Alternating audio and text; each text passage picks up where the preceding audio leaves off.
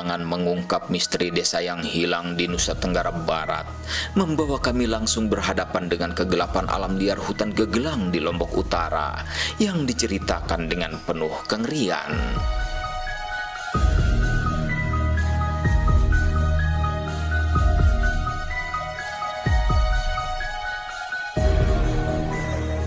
Hutan liar yang kami masuki adalah hutan yang tetap rawan hingga kini. Hutan di kawasan ini dilindungi dengan ketat oleh adat, sehingga kelestariannya benar-benar terpelihara. Perusakan terhadap sebatang pohon bisa mendapat sanksi sangat berat dari hukum adat, mulai hukum denda hingga pengusiran dari kampung. Kelestarian itu juga menyebabkan terpeliharanya semua kisah misteri yang menyelimutinya hingga kini. Jika banyak orang sering menjumpai keramaian desa di tengah hutan ini, itu bisa dipastikan bahwa hutan ini dipenuhi oleh makhluk-makhluk metafisik.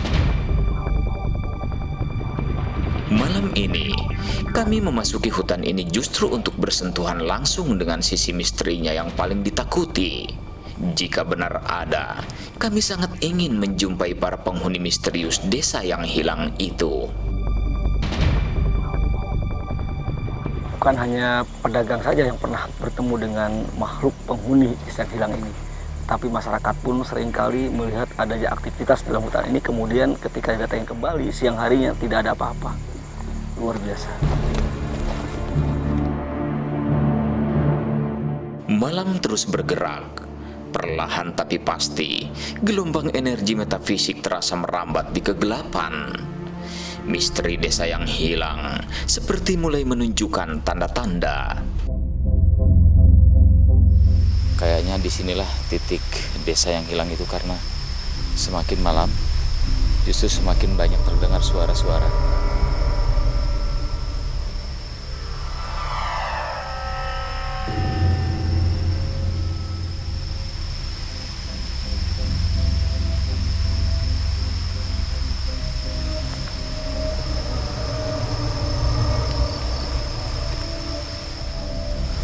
Tadi dia makin ramai di sekitar sini, tapi setelah kita dekati, dia menghilang nih. Dia agak memutar nih, agak memutar. Balik arah. Dia memutar nih.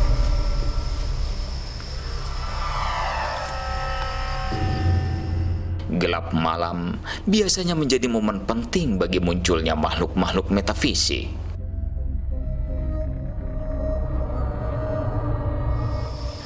Sepertinya suara ramai tadi memaksa saya untuk terus semakin ke bawah. Ini lebih mendekati air. Bukan mustahil ini adalah isyarat bahwa memang inilah desa yang hilang itu. Disinilah tempatnya. Karena masyarakat zaman dulu biasanya hidup persis di dekat air. Dan sekarang mereka ingin menunjukkan lokasi mereka di mana saya dibawa terus mendekati air.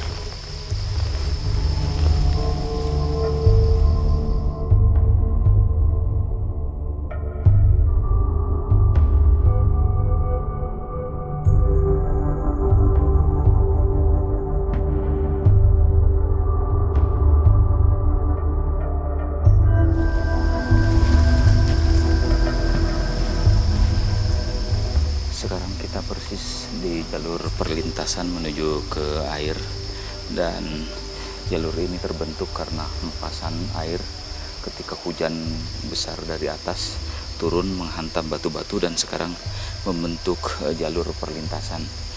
Mudah-mudahan justru ini petunjuk bagi kita untuk lebih dekat dengan tempat mereka berada. Belantara terus diselimuti cuaca buruk. Kami putuskan menghentikan perburuan sementara, menunggu siang, dan melakukan penelusuran. Penelusuran siang mungkin akan menjadi pengalaman amat berharga bagi anak-anak itu. Mencari sesuatu yang menjadi pertanda keberadaan dunia metafisik tentu saja tidak mudah. Katanya desa itu sudah menjadi hutan rimba. Tapi kalau itu desa yang hilang, pasti ada bekas-bekas bekas bangunan, kemudian mungkin bekas tanaman atau pondasi-pondasi. Nah, itu yang bisa kita cari. Kita pisah di sini ya. Saya sama Kang Asep punya tugas sendiri-sendiri di hutan yang lain. Oke.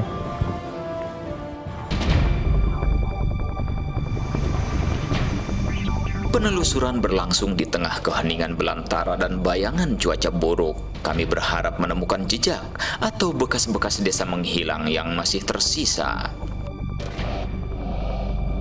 Di hutan inilah masyarakat sering menjumpai keanehan-keanehan, antara lain mereka sering mendengar suara-suara riuh, kemudian suara musik, bahkan beberapa pedagang mengalami pengalaman yang luar biasa.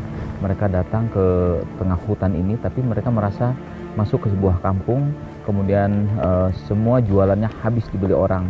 Dan ketika keluar, dia baru menyadari bahwa dia baru keluar dari hutan.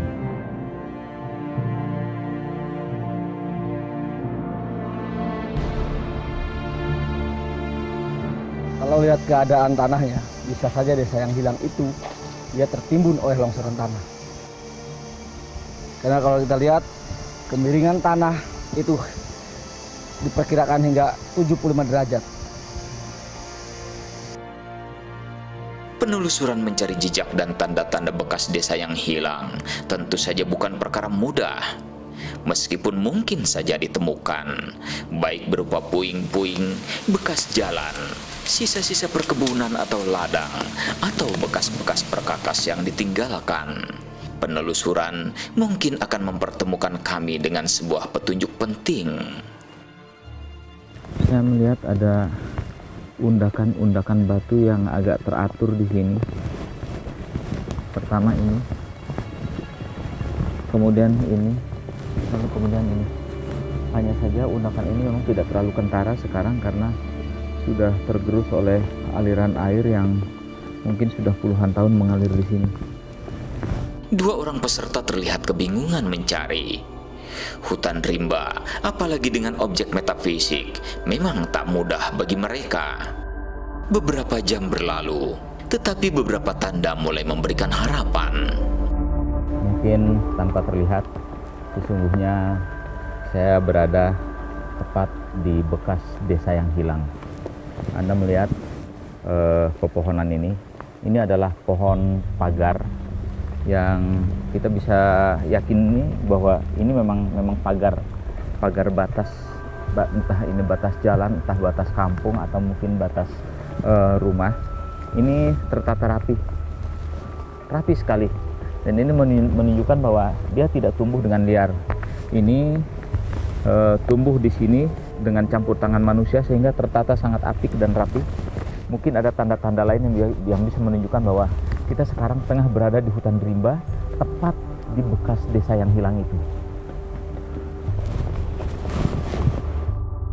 Sepertinya penemuan tanda-tanda telah semakin mendekatkan kami pada dunia yang tak nampak.